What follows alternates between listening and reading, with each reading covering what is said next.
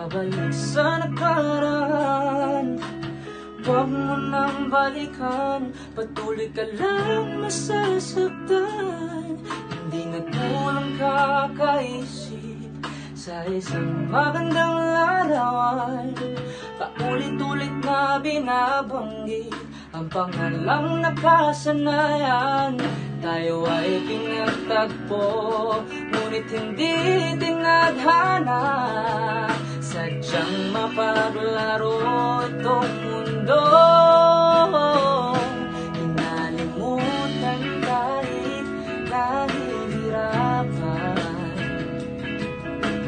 para sa sariling kapakanan.